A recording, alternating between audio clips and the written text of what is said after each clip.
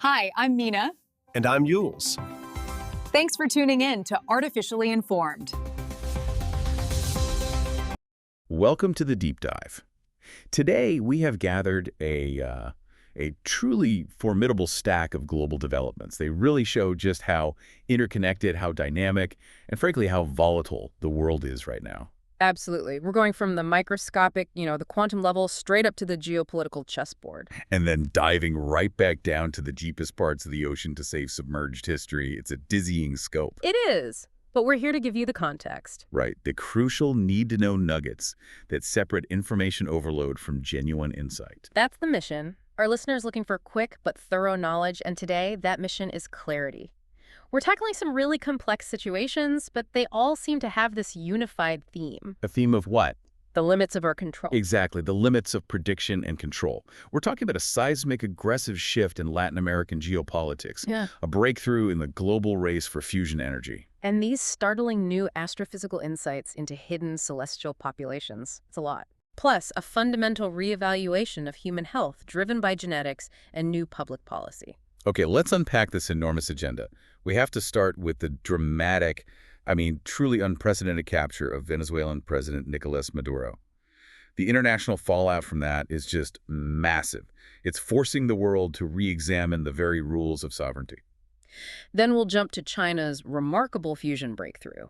We have to ask, does this put commercial fusion closer than we think? From there, we'll explore the hunt for a hidden population of rogue planets just wandering our galaxy. And we have to connect all of this back to a critical flaw that was just found in our global climate models. A flaw that changes everything. It really does. Finally, we'll drill down into the digital and biological front lines.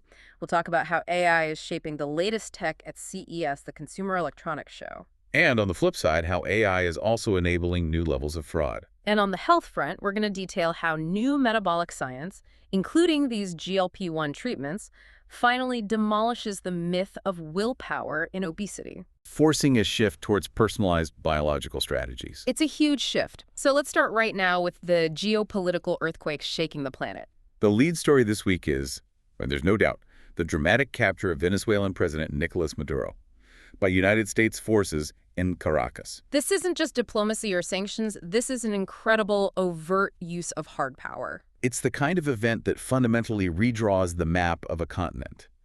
And it sent immediate violent shockwaves through the entire global system. What's so fascinating here is the sheer audacity of it. The execution and then the legal maneuvers that followed. Maduro was immediately transported from Venezuela to the United States. And just appeared in a New York federal court. Right. To answer charges that include, notably, narco-terrorism. His plea was not guilty. And his defense was simple. Simple but profound. He said, "I was captured. I am a decent man." This action puts the U.S. in a direct, confrontational, legal and military position against a sovereign head of state. It sets a precedent that, people will be debating this for decades. And the rhetoric from the White House was immediately aggressive. It cemented this as a monumental foreign policy shift. President Donald Trump made this uncompromising declaration, announcing that the U.S. is now in charge of Venezuela. That phrase, "in charge," that goes so far beyond regime change. It does. It signals a new doctrine of aggressive assertion of control. It moves past diplomatic pressure into overt military intervention. And what about the economic engine driving this? Senator Marco Rubio was pretty explicit in his remarks. He was. He highlighted the capacity of U.S. refineries to process Venezuela's heavy crude oil. And that economic motive is deeply complex, and it's highly specific. Venezuelan oil is famously heavy. It's thick, high in sulfur, which makes it notoriously difficult and historically expensive to refine. Right, compared to the lighter, sweeter crude you find in, say, the Permian Basin or Saudi Arabia. Exactly. But the Gulf Coast refineries in the U.S., particularly the ones built back in the mid-20th century, they were specifically engineered for this stuff. They were configured to handle heavy crude. Perfectly. So access to these Venezuelan reserves, which are some of the largest in the world, means those U.S. refineries can operate at peak efficiency with a geographically secure supply chain. It's a resource motivation that is perfectly tailored to American infrastructure. It links economic advantage directly to this foreign policy shift. It's not subtle. And the market reaction was instantaneous, predictable, really. It confirmed that perceived link between military action and resource access, Oh, immediately. Energy stocks, especially Chevron, they just surged. reflecting investor anticipation of renewed access to those vast Venezuelan reserves. And on top of that, this action, being seen as the start of a new hard power era, it predictably bolstered defense stocks, too. So the financial world is essentially pricing in a new reality where military assertion in resource-rich regions immediately translates into tangible market gains. It's a very cold calculation. Domestically in Venezuela, the response was, as you'd expect, total condemnation and a scramble for constitutional legitimacy. Delcy Rodriguez was immediately sworn in as the interim president. She condemned the U.S. action as a cowardly kidnapping. But she has to walk a very fine line here. An incredibly difficult tightrope. She was firm in asserting Venezuela's right to sovereignty, but she also called for dialogue with the U.S. But with a condition. A huge one. She demanded Maduro's immediate and unconditional release. It just highlights the impossible position she's in. This action also forced Venezuela into some pretty desperate measures to sustain its economy, which is already crippled by sanctions. Right. We saw reports that about a dozen loaded oil tankers left Venezuela using dark mode. Dark mode, meaning they turned off their transponders. Exactly. They turned off their automatic identification system, their AIS transponders, to avoid detection by international monitoring bodies. It's not just logistical maneuvering. It's an intense, hidden logistics battle happening on the high seas. It really shows the lengths they're going to circumvent sanctions and keep the lifeblood of their economy flowing. And on the global stage, the condemnation was strong, particularly from nations that are, wary of this kind of unilateral intervention. Russia was vehement at the UN Security Council, the CSONU. They accused Washington of acting as a supreme judge with the authority to invade and impose measures on other nations. Arguing this sets a dangerous precedent for international law. And that narrative is highly effective rhetoric for Russia and China as they try to challenge the existing global order. The African Union, the AU, also expressed grave concern, Just stressing the need for peaceful dialogue. reflecting a shared nervousness among smaller nations about the risks of foreign intervention. And the dissent wasn't purely external. This is where it gets really complicated and highlights the internal political division inside the U.S. You're talking about Senator Mark Kelly. I am. Defense Secretary Pete Hegseth announced the reduction of Senator Kelly's military retirement pay. Which is an extraordinary punitive measure. It was linked to reckless misconduct involving alleged sedition. Because Kelly, a sitting senator, had publicly urged military personnel to refuse what he considered illegal orders related to Latin American operations. It just raises this important question. What's the limit of internal political control? I mean, reducing a sitting senator's retirement pay, a lifetime entitlement earned through years of military service, it's virtually unprecedented in modern American politics. It really underscores the severity of the internal rift over the legality and morality of these interventions. It's moved from policy disagreement to accusations of sedition. And the aggressive rhetoric didn't stop at Venezuela. Not at all. Right. Trump immediately expanded his threat posture, hinting at potential military action against other countries. He notably targeted Colombia, referring to President Gustavo Petro as a sick man steeped in the drug trade. And the Colombian foreign minister strongly rejected those comments as unwarranted interference. But the damage is done. It shows the dangerous, escalating nature of this policy, transforming a regional crisis into a broader continental tension. Okay, let's shift focus to another major conflict zone where external interests are colliding with internal divisions.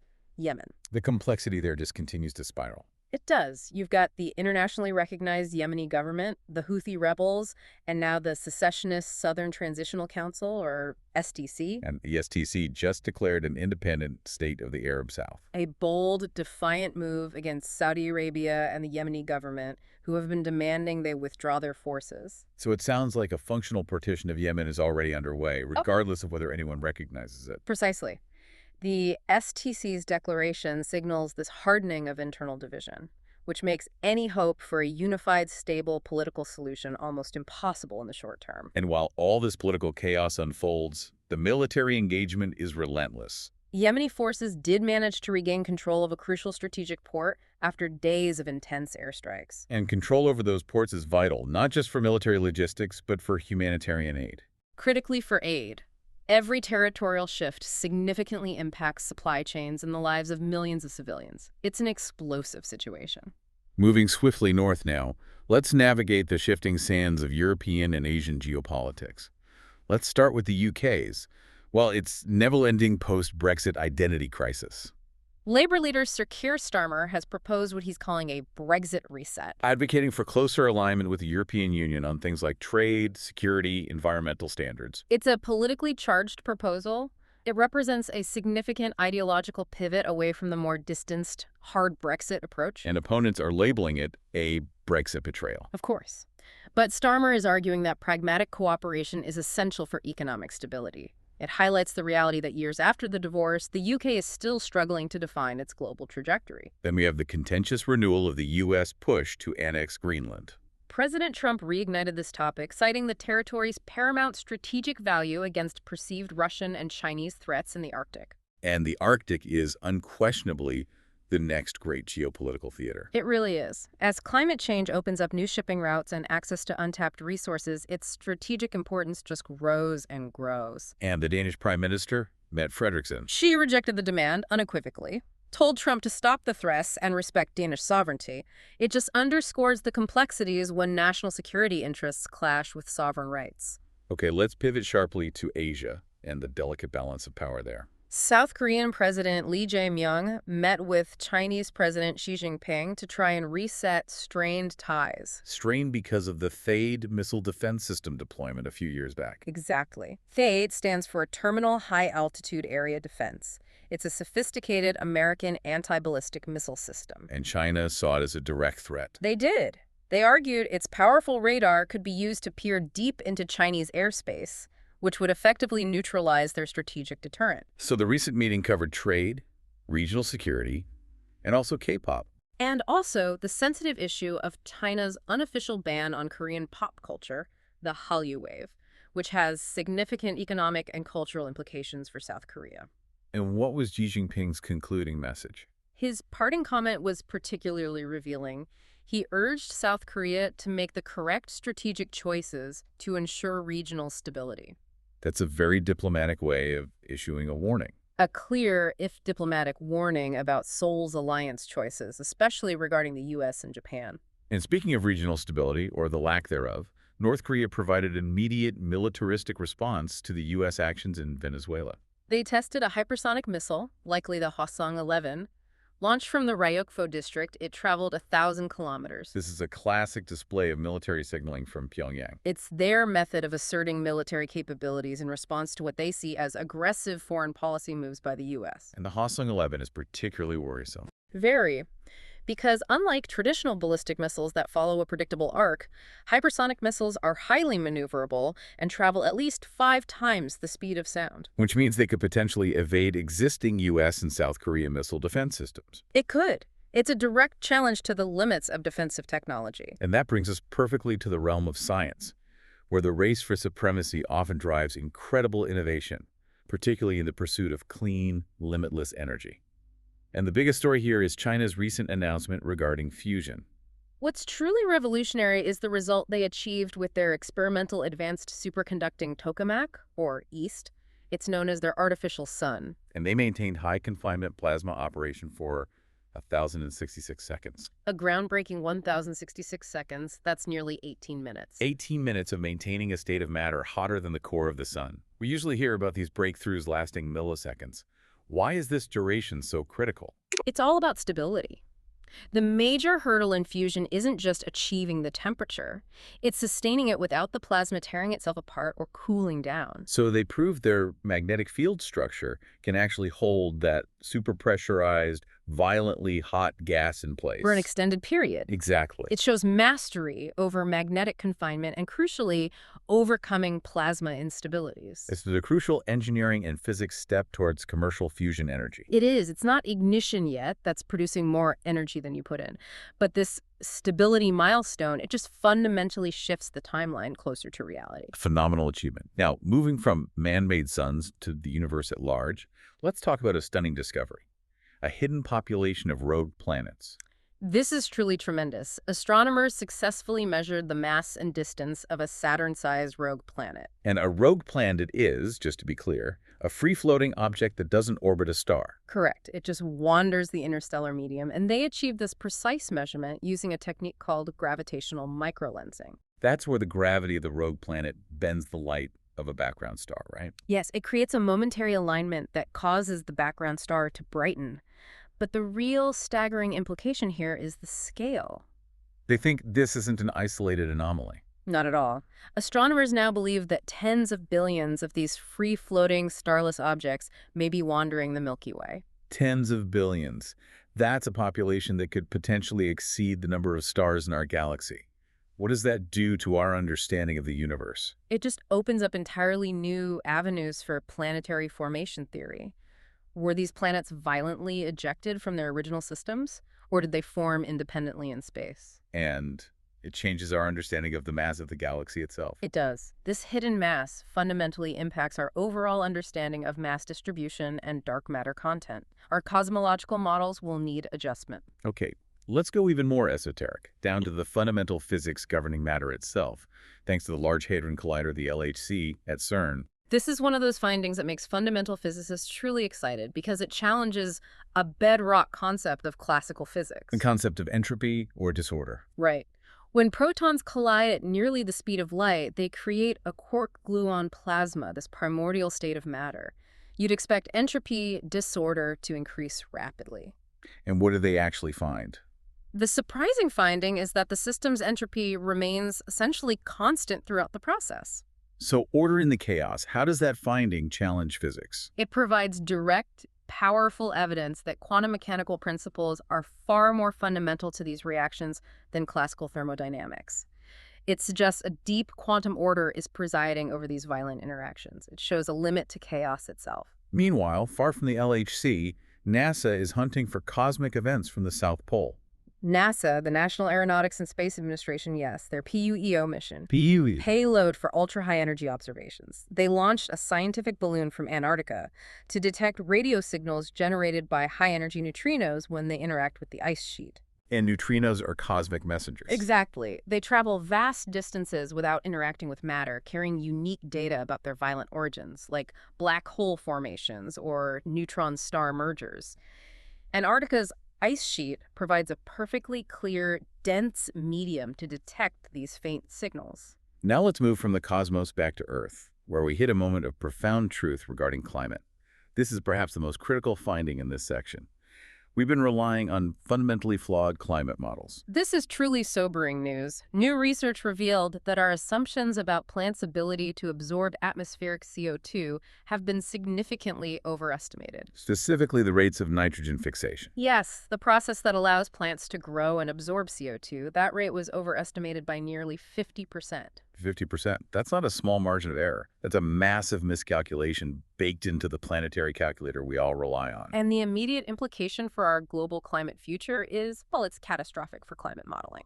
It suggests the terrestrial biosphere's natural capacity to act as a carbon sink is drastically lower than we thought. The crucial biological feedback mechanisms we rely on are far weaker than our models assumed. So if we rely on models that assume nature is doing twice the work it actually is, what does that mean for something like the Paris Accord? It means every major international agreement needs to be urgently reassessed. Those agreements rely on expected terrestrial sinks to achieve net zero targets. If those sinks are half as effective, we are at a much more critical juncture than we believed. While we grapple with that, archaeologists are racing against time in Northern Europe to save history from rising sea levels. This is the Subnautica project, a major collaborative effort across Denmark, Sweden, and Germany. They're urgently studying submerged archaeological sites that hold secrets of prehistoric human civilizations. Before the post-Ice Age sea level rise. Exactly. And the clock is ticking because these sites are in danger of being lost forever. The materials are deteriorating rapidly. They are. Rising sea levels and changing ocean dynamics are increasing salinity and exposing these perfectly preserved organic materials to erosion and oxygenation. So they're using non-invasive tech like underwater drones. Absolutely critical. To map the terrain and recover fragile artifacts before they are lost, it's a race to save human history from the ocean's shifting boundaries. And finally, a warning about a loss that hits closer to home. Experts have sounded the alarm over a famed natural landmark that's facing rapid erosion. They're warning it could vanish completely within a few years without immediate intervention. A direct result of climate change and human activity. The compound effects, yes. Increased storm intensity, excessive tourism, pollution.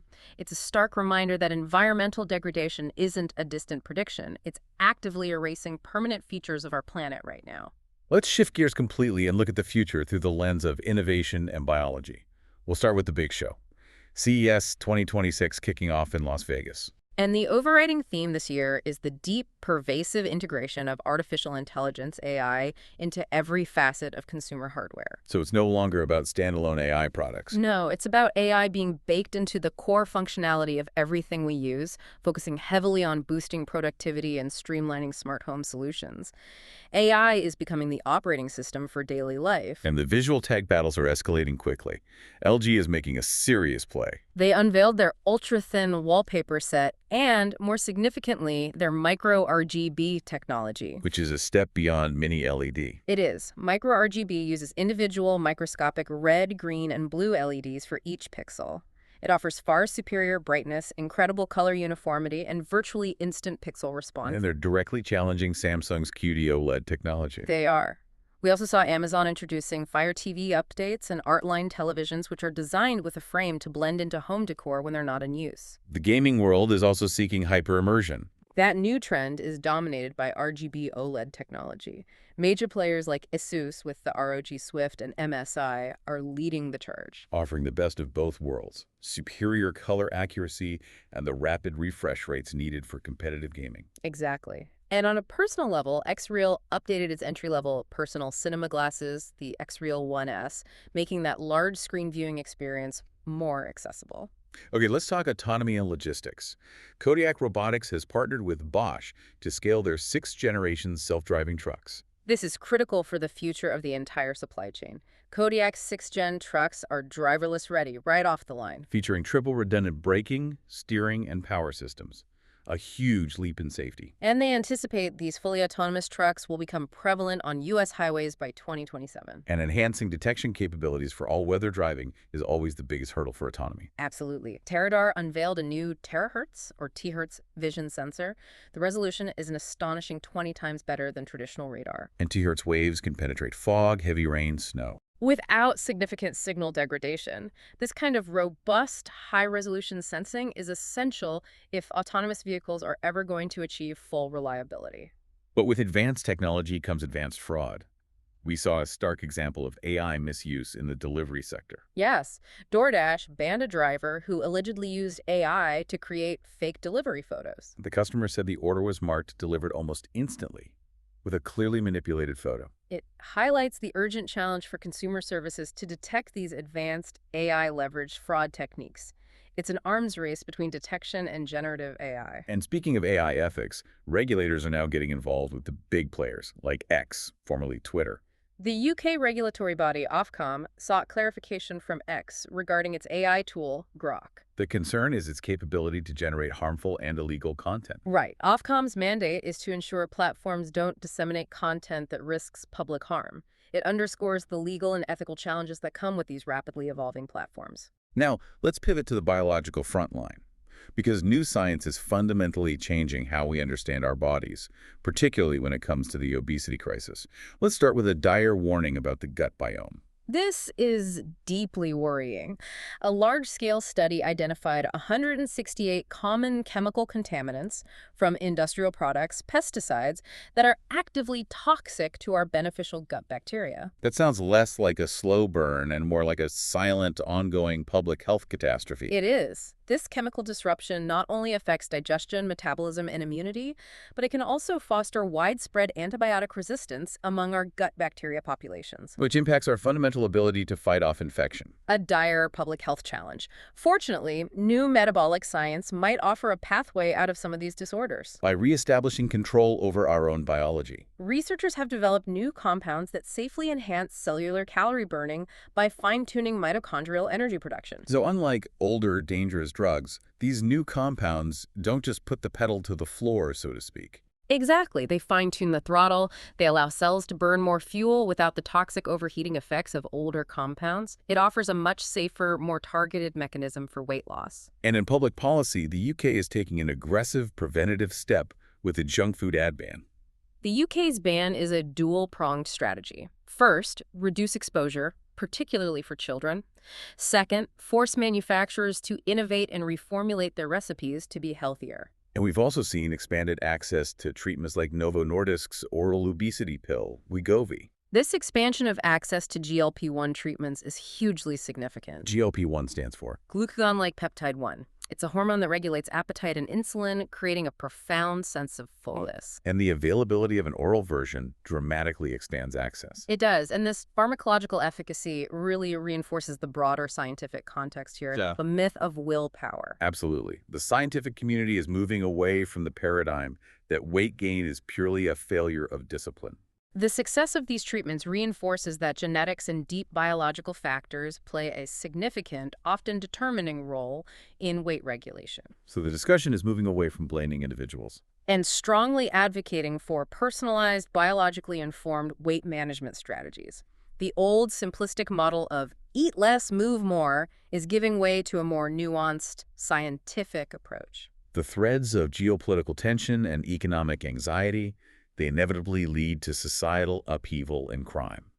Let's look at political violence, starting in Germany, where global conflict seems to be directly fueling domestic extremism. We are seeing dangerous political extremism flare up with alarming intensity. In Brandenburg, Germany, there was a suspected arson attack at the home of the anti-Semitism commissioner. And anti-constitutional symbols linked to Hamas were found nearby. A stark example of how international conflict can spill into domestic political violence in Europe. And another more calculated act of extremism targeted vital infrastructure. That was the left-wing extremist Volcano Group, which claimed responsibility for a calculated arson attack on high-voltage power lines servicing Berlin. This was not random vandalism. Not at all. It affected 45,000 households and risked civilian safety, especially hospitals dependent on continuous power. Shifting to India, the Supreme Court made a significant ruling in a high-profile, politically charged case concerning civil liberties. They denied bail to activists Umar Khalid and Sharjeel Imam. They were linked to the 2020 Delhi riots case and charged under the Unlawful Activities Prevention Act, or UAPA. And the UAPA is highly controversial because it grants broad powers to the state to detain individuals. And it imposes extremely strict conditions for bail.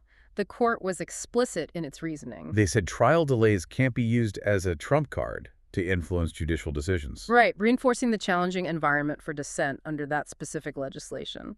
And finally, in the realm of strange crime, we have the bizarre case of the fake admiral in Wales. Jonathan Carley, a 65-year-old man, admitted to impersonating a Navy admiral at a solemn remembrance event.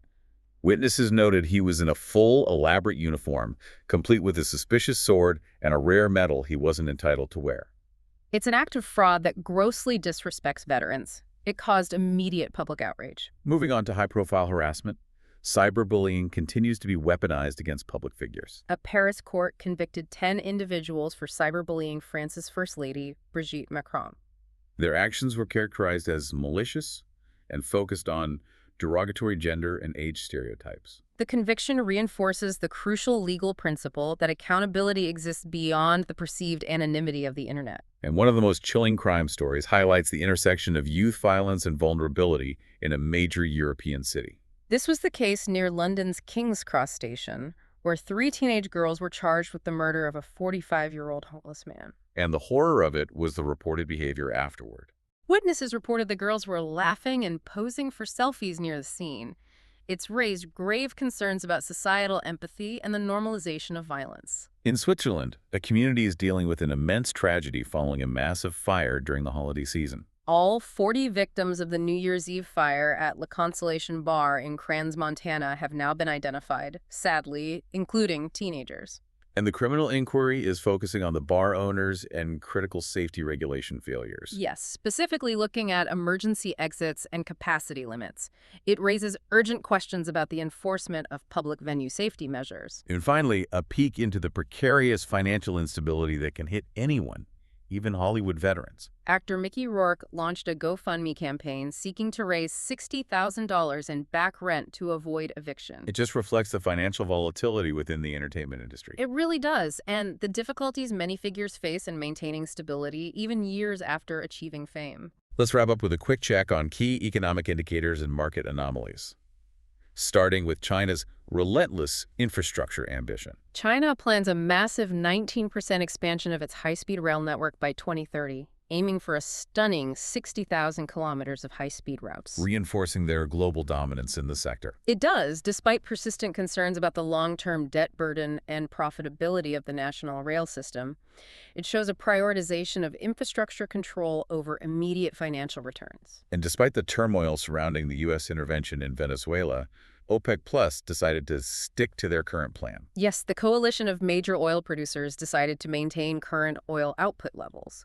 It signals a desire to stabilize global oil prices rather than reacting impulsively. An attempt to exert control over the market narrative. Exactly. And then there's the Tuna King showing off some very expensive economic optimism in Tokyo. Kiyoshi Kimura. He set a new record at the annual Tokyo fish market auction, Paying an astounding $3.25 million for a giant bluefin tuna.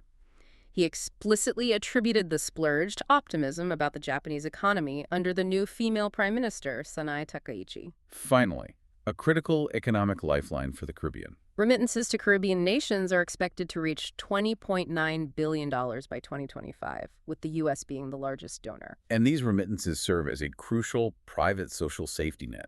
In countries like Haiti and Jamaica, these funds constitute over 20% of the GDP.